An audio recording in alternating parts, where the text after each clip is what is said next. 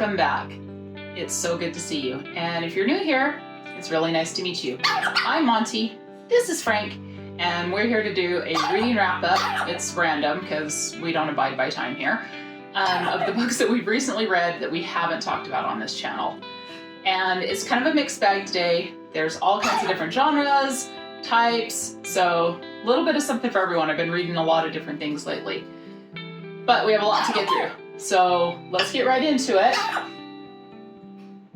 I always think these are going to be like my longest videos and they turn out to be the shortest. So let's see if we can get right through all these books.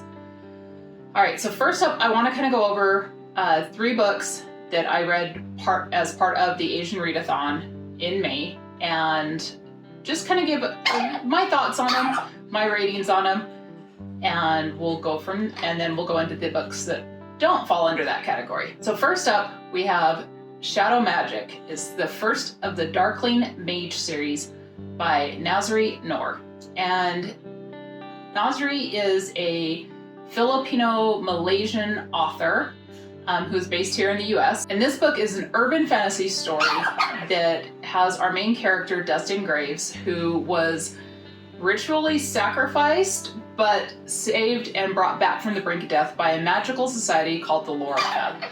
And Dustin goes to work for them as a hound. And the story opens with him investigating a murder of a minor god. But this investigation quickly develops into a much larger problem that threatens both the mortal and the divine worlds.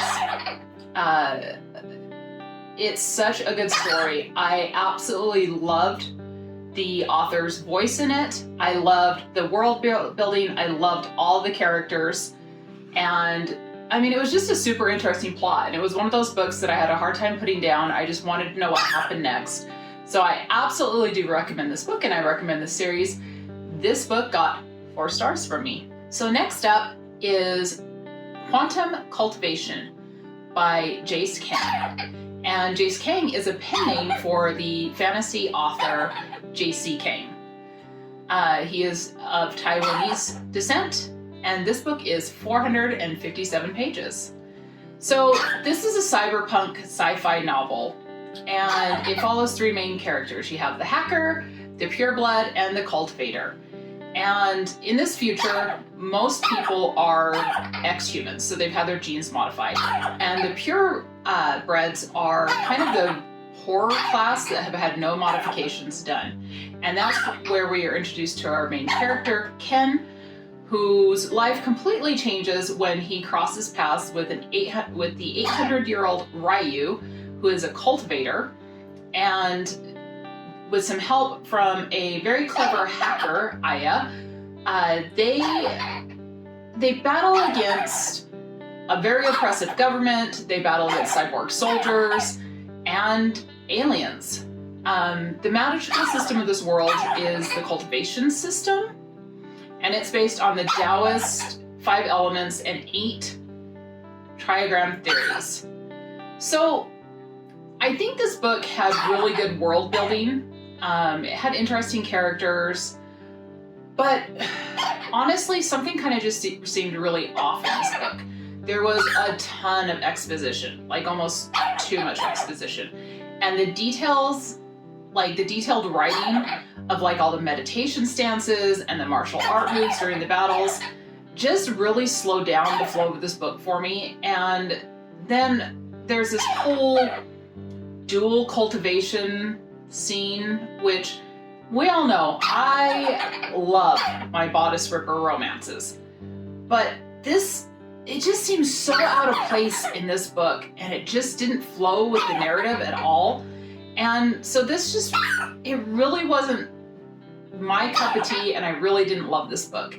It gets 2 stars for me. However, I do believe that the author is extremely talented, and I'm definitely going to check out his fantasy series to see if maybe that's a little more to my liking. All right, so finally, we have Iron Widow by Shirin J. Zhao. And she is actually a YouTuber here on the platform who put out her first book not too long ago, and I listened to it on Audible. It is 399 pages for the written book. And this is a wonderful sci-fi book. It is a mesh of retelling of Chinese history, kind of reimagined, but also definitely a retelling mixed with battle mech action. I love this book. This book, it opens with a revenge plot with our main character, Wu Zitang, who volunteers to be a concubine to the pilot that murdered her older sister. And when Wu Zitang volunteers to be a pilot, her character is almost like the Punisher. Like, she is not the most likable character ever, and she definitely has justified rage, and she's not shy about it, and she's not apologetic about it. And her revenge plot goes from a revenge plot to actually fighting against the patriarchy and the misogyny in the culture that she's a part of. This book does not shy away from topics such as violence, SA, misogyny, and trauma. And the abusers and their protectors in this book definitely get punished. But it's so satisfying. And I think one of the most interesting parts of this book, because this is kind of a YA-ish book, is the fact that there is the ever-present love triangle trope. However, it is turned on its head in this book, because instead of it just being your typical love triangle, it actually turns into a polyamorous relationship, and I love that. I love how that came about in the book. I absolutely loved everything about this book. World building's great. Characters feel real and well imagined and non-apologetic, and I love that. It was one of those books that I had a really hard time not just staying up constantly and just listening to it completely through. So this book got 5 stars from me. Okay, so on to the romances.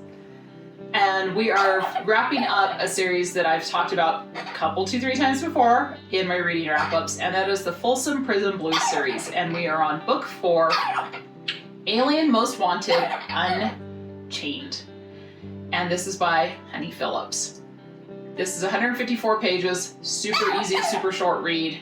I will tell you, out of all of the books, this is the book that I kind of had the most hope pinned on. Like, I was like, please let this one be good.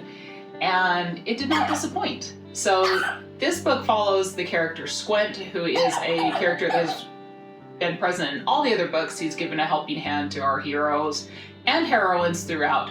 And this is his story. Squint is a prisoner, and he is plotting not just to break out, but he is plotting vengeance and revenge on not only his captors, but the people that actually put him in prison. And when he meets the human Marcy, who has a very debilitating medical condition, he has to figure out how he can both protect her and enact his plan of vengeance. I think this book was much quicker paced than the previous 3. It's more on par with the first one with how quickly a pace it is, and I just really enjoyed this book. I thought it was the best of the 4, and this book got 3 stars from me. Okay, so we're on to the 3rd installment of the Galaxy Games, and this is Alien Warrior Unleashed by Ava Ross. It is 286 pages, and this book follows our main character Zormir and Cammy. They are competitors in this installment of the Galaxy Games, and they are sent to a frozen planet where they must complete their 3 tasks or space extermination. And of course, Zormir just happens to have some hidden abilities that allow him to survive on this world very well. Pretty much, he can use the beads that have been placed underneath his skin and use them to produce heat to very, very high temperatures. And this allows him to survive very well and keep Cammy safe. I'm going to say I like this story. Out of the 3 that I've read, I think this one is definitely my favorite so far. It has a little bit of a slower building, like love. I mean, it's still in the insta-love realm. I mean, it's under 200 pages, so it's insta-love. but it's slower building than we've seen from the other two books. And I actually like the world building a lot better in this book. We get to meet this alien warrior race that comes into play into the games, and they were very interesting and I liked them. The only thing I would say is I just wonder if it would have been more interesting if, you know, Zormir would have been placed on a world where his powers didn't help, like if he would have been in the jungle planet and could just produce more heat. But that really wouldn't serve the story any, and that's just not how these books work. But nonetheless, this book got 3 stars from me. So the last 2 books I have to talk about are part of a series. I mentioned them in my last video, and that's the Orc Sworn series. And I did read the first 2 books, and I wasn't going to talk about these because they're not exactly my cup of tea, but I thought, you know what, even though they're not my cup of tea, they might be yours. So I'll tell you what's in them, and if you want to check them out, go, you know, I say go for it. They're written really well. They're just not my type of romances. So the first one is The Lady and the Orc, and this is by Finley Fenn, and it is 292 pages. So in this world, orcs and humans do not get along. They battle against each other. And in the first book, we meet Jewel, Lady Nor, who is in a very cruel and loveless marriage until one day her husband is away and he's taken all the guards with him, and her house is ravaged by orcs. And while this is happening, Lady Nor, she's hiding her servants, but she faces the orcs nobly and is absolutely kidnapped right away. And she's kidnapped by the captains of the orcs. So in the orc world, there are 5 tribes, and they're all kind of led by one orc, and his name is Grimmar. And Grimmar, he has a plan for Jewel. He did not just randomly select her.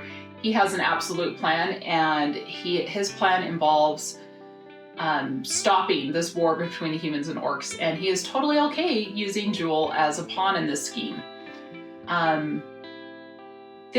These books are very heavy on the whole dominant submissive dynamic, and that's something that I don't actively seek out, but I think it's handled really well in these because everything that happens between the characters all happen with absolute consent. There's no question about it. There's no gray area. I think everything that I can remember when they were asked if they were okay with doing this, they were verbally asked and they verbally responded. So great job on covering the consent basis. So if you are into dominant submissive dynamics, this might be the perfect series for you. I will say it's very well written. It has really nice prose to it. It flows really nicely. And it's got good world building. It's a quick read, but it only did get 2 stars for me because, like I said, it's just not what I typically seek out. I did give the second book a go though, because I always like to go 2 books into a series before I say yay or nay to them. The second book is The Heiress and the Orc, and this is 481 pages. It's got the same dynamic as the first, and in this story we meet Ella, who is the wealthiest, untitled heiress in the entire realm, and she is betrothed to a lord, but during their engagement party, she finds that her betrothed is doing some dubious things with another woman. And so Ella immediately freaks out and she runs out into the forest and she goes to this hunting cabin, which was kind of like where she used to play as a child. And who just happens to be there? An orc.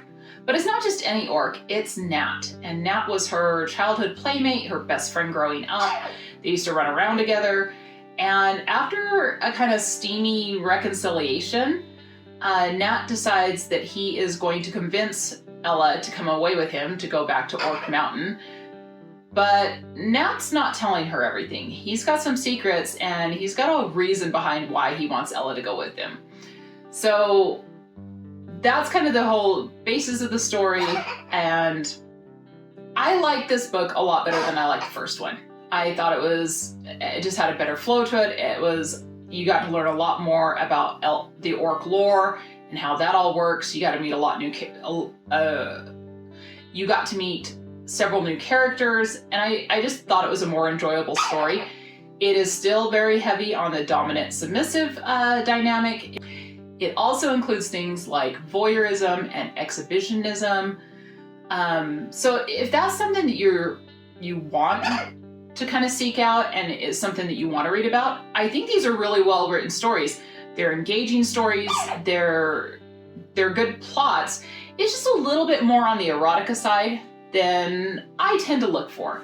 So this book also got 2 stars for me, but like I said, you should check it out. So finally, next up on my TBR, I'm definitely going to be reading the 4th installment of the Galaxy games. I am too far into the series to quit now. There's one more book coming out, and that is Alien Warrior Unclaimed. So as soon as that does drop, I will be checking that book out. And then there's also another series by Nazri Noor I'm going to be checking out, which is, it's the Arcane Heart series, and the first book in that is A Touch of Fever. It is not the same as the Darkling Mage series, although I think it might take place in the same world. I'm not really sure. I haven't read a whole ton about this series, but I did see that it was his romance series. And so, you know me, I am here for it. I love the way this author writes. His characters are sassy and very funny. So I'm here for a romance, and I will let you know how it goes. But that's it. That's our reading wrap up. Frank, you survived, even though you were biting me the entire time.